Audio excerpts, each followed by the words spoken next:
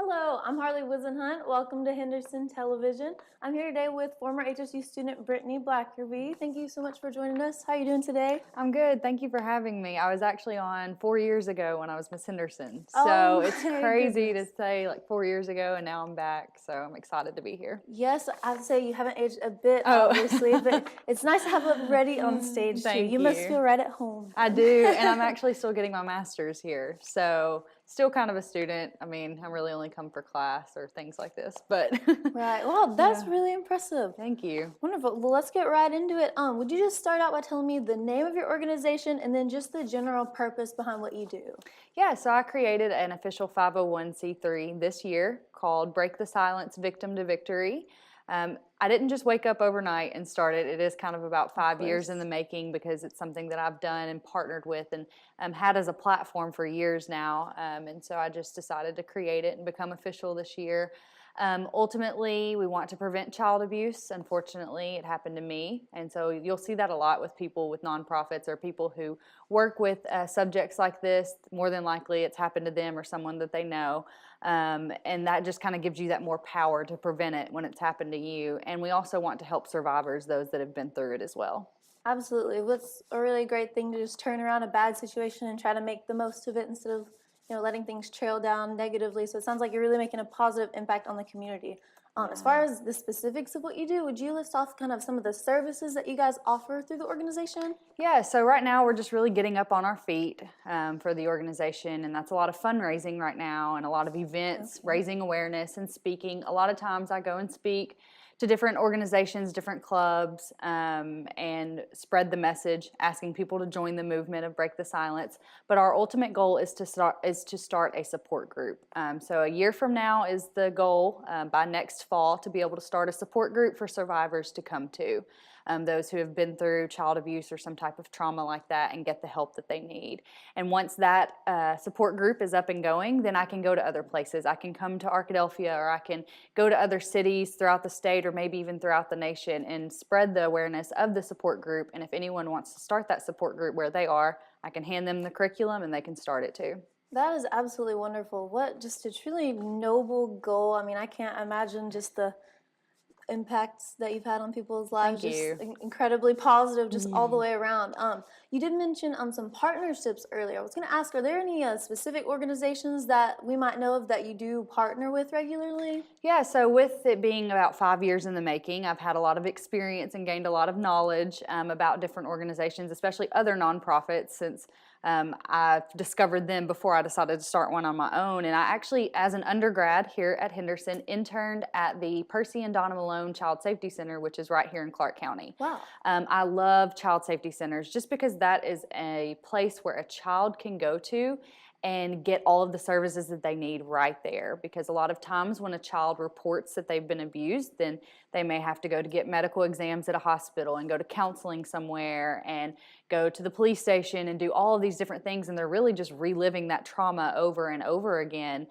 So it kind of does more damage to the child. And so I love, love, love child safety centers. So I want to encourage people wherever they are to just Google or find the child safety centers that are near them.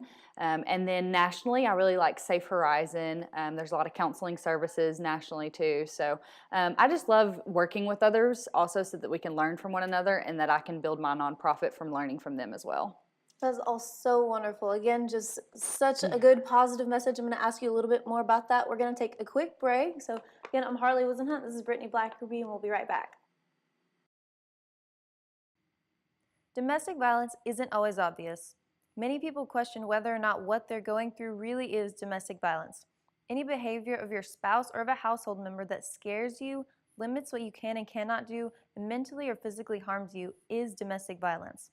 There is help for you.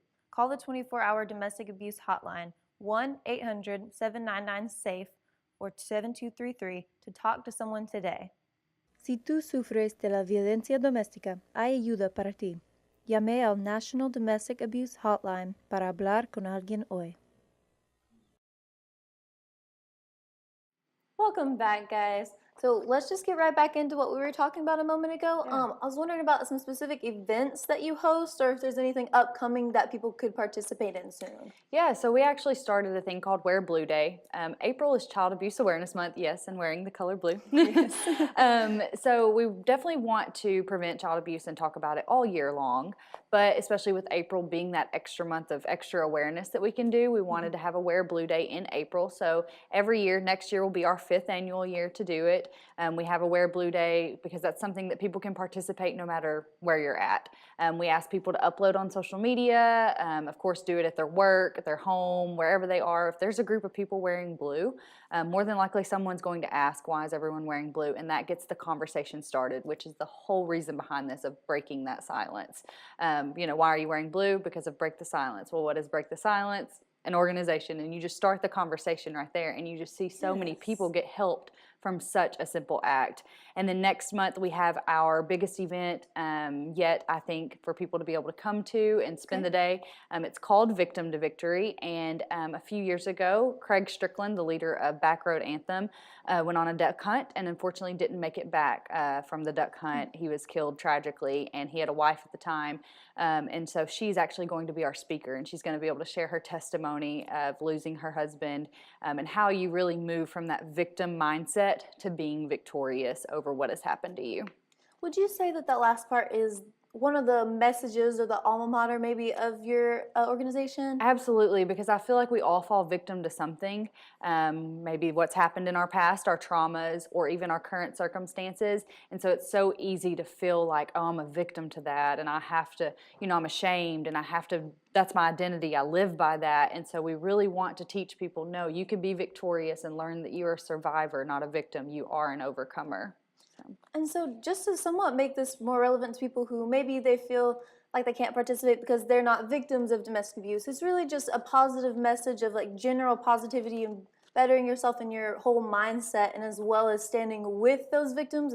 Would you say that that's part of it too? Yeah, absolutely. Because I mean, at that event next month and our events all throughout the year and Wear Blue Day, no matter what it is, you're going to see people who haven't been through child abuse or domestic violence, or they aren't widows, they haven't lost their spouse like Helen did. I mean, you're going to see all types of different people, but to be able to stand together and support one another, and it's still important to share the message of, well, what do you do if someone does come to you that falls victim to something? Where do they lead them for the resources that they need? Truly, that is such an excellent message in solidarity. Excuse me. I'm just so impressed with the positivity of this message for something that's usually a pretty dark topic for a lot of people to touch on. Yes. So speaking of just the kind of the whole general, it's a somber subject. You said you had experience with this. What other things influenced you to choose this cause over maybe some other ones? Or was it always the decision to go with this one? Or how did you come to that decision? Yeah, so like I said, it unfortunately did happen to me when I was 8 years old, and I grew up in a small town, so everyone kind of knew that it happened. My mom fortunately got me the help that I needed, made my recovery process the best that it could be. And so that's a very big blessing, but I still wasn't just open. I never dreamed that I would be this open about it. So I came to Henderson and come to college, and I'm deciding a career and deciding all these things and kind of telling people more about my story. And then I had a girl say, I want to confide my story to you because it happened to me as well. And that was a real big eye opener for me to say, okay, well, there are people who aren't telling. So if I have the voice and I have the strength that God has given me to be able to tell it, then I've got to help others. Yes, and then just one more brief question. What would you say is the next step for your organization? Just what do you want to end on our segment today? Yeah, the next step is definitely getting that support group going by next fall. So we do have a GoFundMe page, we have a PayPal account, all of that to get our fundraising going and get us up and going so that we can continue to spread the awareness, speak all around the state and maybe even the nation. Just continue to have events and bring that awareness, so hopefully we just see a spiral of effect of people breaking the silence. Perfect. Well, just thank you so much for joining us today, Brittany. Again, this has been Henderson Television. I'm Harley Wisenhunt, Brittany Blackerby. Thank you for watching today.